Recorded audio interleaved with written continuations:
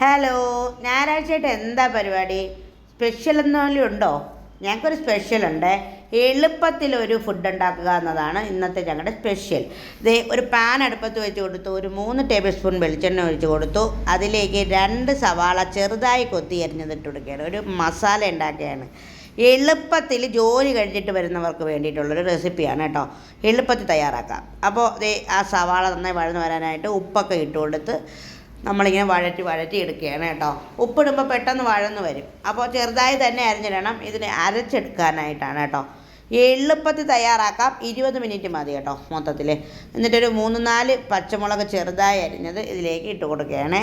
അതിനെയും നമുക്ക് നന്നായി വഴറ്റിയെടുക്കാം. ഇത് പിള്ളേർക്ക് ഇഷ്ടപ്പെടും. ന്യൂ ജനറേഷന് വേണ്ടിയിട്ട് കണ്ടുപിടിച്ചതാണ് ഇതെന്ന് പറയുന്നത് കേട്ടോ. ഈ മസാലയും പിന്നെ ഞാൻ പറയേണ്ടതില്ല, നിങ്ങൾക്ക് മനസ്സിലാക്കി കാണുമെന്ന് വിചാരിക്കുന്നു. പാസ്തയാണ് ഉണ്ടാക്കുന്നത്.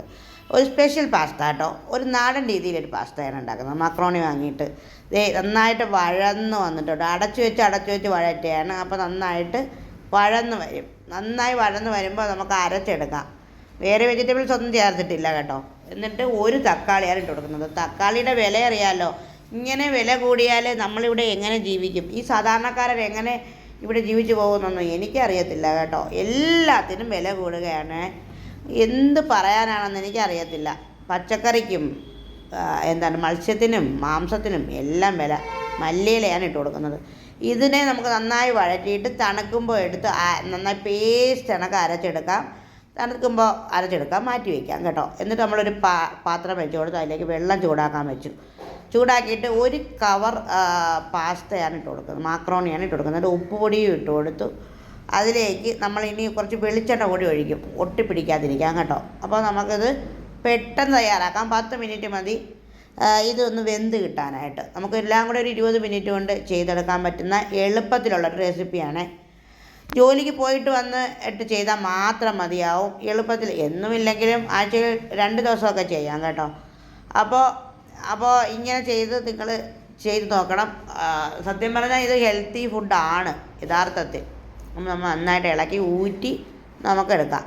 നമ്മൾ അതിനായിട്ട് ഊറ്റാനായിട്ട് ഒരു വെച്ച് കൊടുത്തു. പാത്രത്തിലോട്ട് നമ്മളിങ്ങനെ ഊറ്റി ഇട്ട് വെക്കുകയാണ് കേട്ടോ.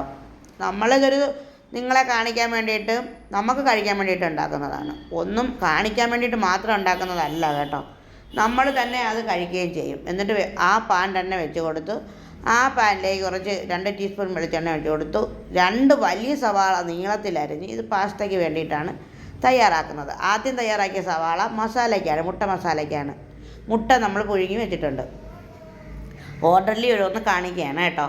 അപ്പോൾ ഈ സവാള നന്നായി വഴന്ന് വന്നപ്പോൾ അതിലേക്ക് 2 പച്ചമുളക് നമ്മൾ ഇട്ട് കൊടുത്തു. ഇത് നന്നായി വഴന്ന് വരട്ടെ. ഇതിലും നമ്മളൊരു തക്കാളി ഇടും കേട്ടോ. അപ്പോൾ ആകെ നമ്മൾ 2 തക്കാളി എടുത്തിട്ടുണ്ട് കേട്ടോ. തക്കാളി എടുക്കുമ്പോൾ ഇത് ഇങ്ങനെ എരിഞ്ഞുകൊണ്ടാണ് എടുക്കുന്നത്, വിഷമിച്ചുകൊണ്ട്. അയ്യോ, തക്കാളിക്ക് വില കൂടിയല്ലോ എന്നോർത്തുകൊണ്ട് കേട്ടോ. അപ്പോൾ നമ്മൾ ചെയ്യേണ്ടത് ആ സാധനം അവഗണിക്കുക എന്നതാണ് കേട്ടോ. പക്ഷേ ഇതിനൊക്കെ തക്കാളി ഇടേണ്ടത് അത്യാവശ്യം ആയതുകൊണ്ട് ഇട്ട് കൊടുക്കുകയാണേ. അപ്പോൾ തക്കാളി ഇട്ട് കൊടുത്തു. അപ്പോൾ ഇത് നന്നായി വഴന്ന് വരാൻ വേണ്ടി അടച്ചു വെച്ച് വഴന്ന് വന്നു. നമ്മൾ പെട്ടെന്ന് അത് വഴന്ന് വന്ന് അതെടുത്ത് തുറന്നു, അടച്ച് തുറന്നു. അങ്ങനെ അതിനെ നന്നായി വഴറ്റിയെടുത്തു കേട്ടോ. നമ്മൾ ഇതിലേക്ക് മസാലകളാണ് ചേർത്ത് കൊടുക്കേണ്ടത്.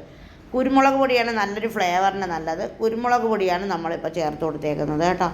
കുരുമുളക് പൊടിയെ നമ്മൾ 1 ടീസ്പൂണാക്കി ഇതിലോട്ട് ചേർത്ത് കൊടുത്തു. മഞ്ഞൾപ്പൊടിയെ നമ്മൾ 1 ടീസ്പൂണാക്കി ഇതിലേക്ക് ചേർത്ത് കൊടുത്തു.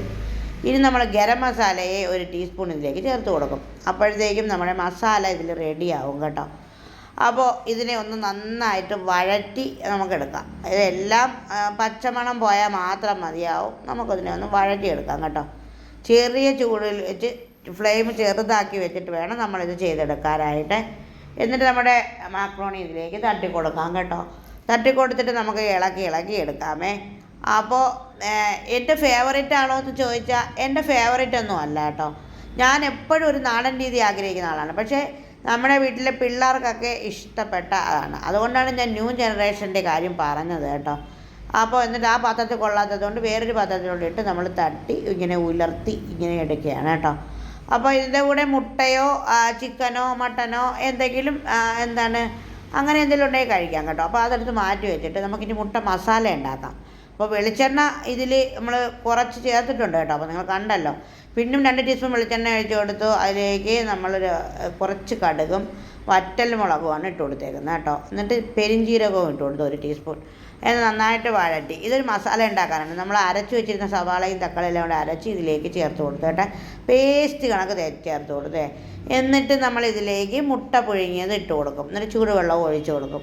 എന്നിട്ട് വറ്റിച്ച് എടുക്കും. അത്രയേ ഉള്ളൂ ഈ പണി. ഇത് നമുക്ക് ചപ്പാത്തിയോടൊപ്പം, ചോറിനോടൊപ്പം, അങ്ങനെ എന്തിനോടൊപ്പം കഴിക്കാൻ പറ്റുന്നൊരു മുട്ട മസാലയാണ്. നമ്മളിത് പാസ്തയ്ക്കൊപ്പമാണ് കഴിക്കാനായിട്ട് എടുക്കുന്നത് കേട്ടോ.